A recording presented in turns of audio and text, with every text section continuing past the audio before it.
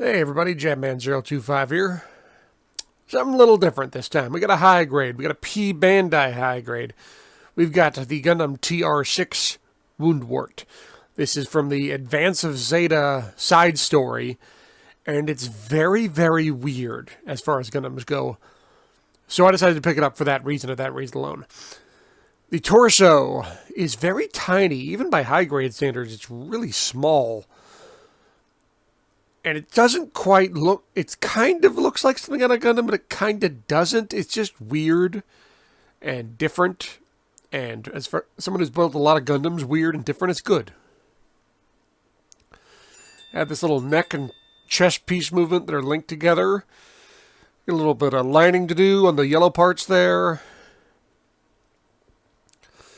The head is massive, at least by high-grade standards on this thing. Arms are kind of wonky. They move around for transformation purposes.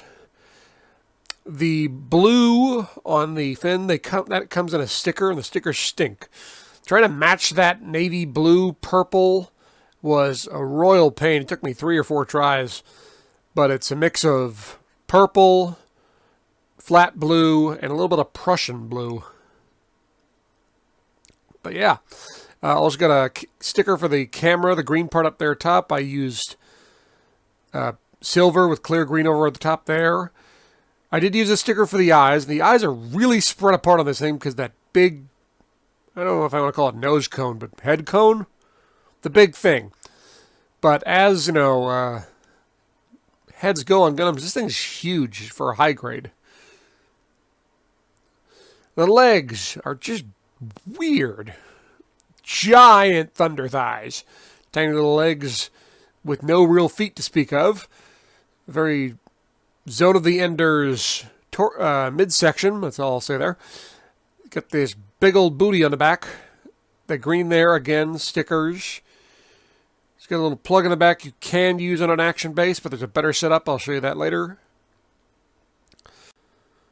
Now, here's a funny thing on these legs. Does kind of have feet. They kind of bend out backwards from the back of the leg, and that acts as like the platform.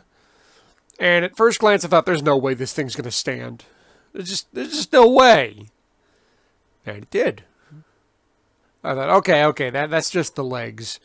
I mean, once you put the top on, there's no way this little thing's going to hold up the whole kit. And then it did. I was literally just dumbfounded when I saw this work. I thought there's no way, but here we are. Now you can't get much out of it. The feet gotta be planted a certain distance apart. Things gotta be wiggled into place. See that little green there? Again, that's me. I think I used a sticker on that one. I'm not 100% sure whether I painted that or not. But either way, there's a little bit of green there. But yeah, those feet will actually hold this thing up. You're not getting much in the way of posing, though. You see, I tried to spread the legs apart, and yeah, not really. So he had like one pose standing up, but honestly, when he's in the air, he doesn't have a lot of poses either. But yeah, I was flabbergasted that these feet work. Who'd have thunk? They give you 2 action stands with a reversible clip. You can either be pointing forward or pointing up. You can put the Gundam either connect it into the backside, or you can connect it into the crotch. That gives you a crotch connection. If you put him at the backside, he will be on the ground. You just get a little more stable. Crotch connection is also super strong. He can be held up in the air. And you can see there is also decals on this high grade. Not a lot.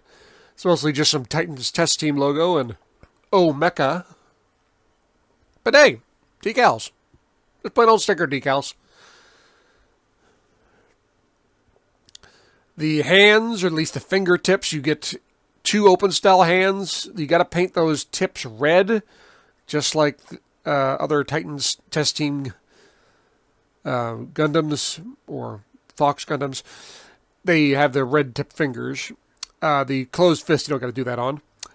The rifle, as you see, I painted again with the blue, the special mix, and it needs some cleaning. I do clean that up later. Has a sticker for that whole thing, at the barrel thing, whatever it is, the railgun thing. But big giant rifle on this thing. Little grapple arm at the back.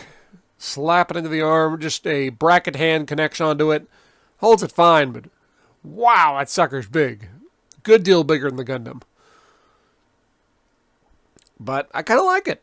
It's, like I said, it's different. I'm not quite sure what the thing is, but I don't want to get shot by it, I'll tell you that much. Now, the gun can be transformed. And transformed in this kit means just like a Lego kit can be transformed.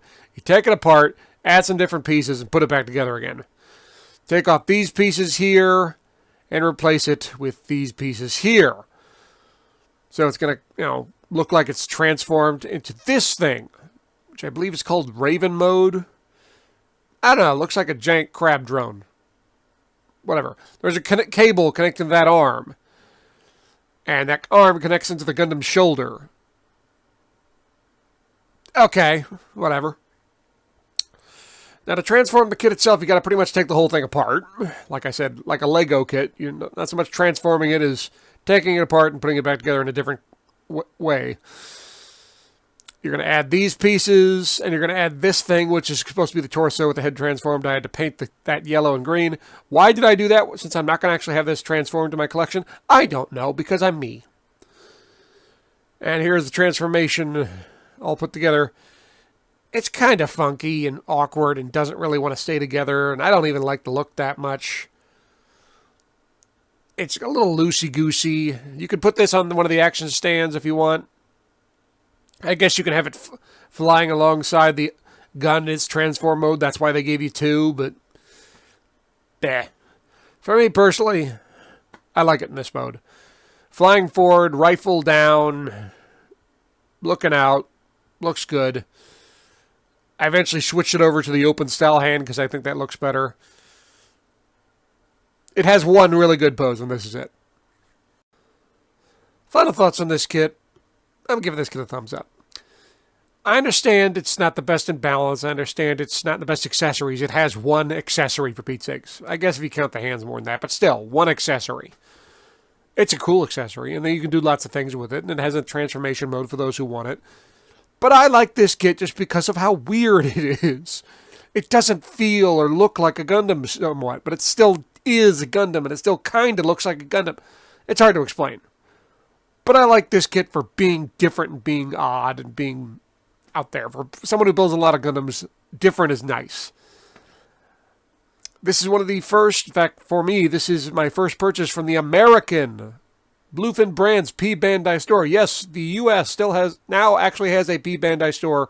We no longer have to pay middleman. So this wasn't as expensive as I feared it would be. Thumbs up. I enjoyed it. If you want one, pick it up. It won't cost you a ton.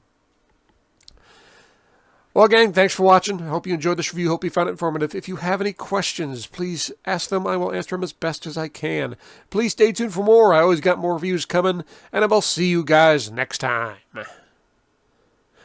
Oh, and one more thing. I was looking for ideas for the gag for this review, and I couldn't really think of any. But when I asked for suggestions on Twitter, pretty much everything that came back was rabbit-related. So I started thinking, what rabbits represent this kit? No, it's too cartoony. No, it's too annoying. No, too much childhood trauma. Yeah, okay, that works.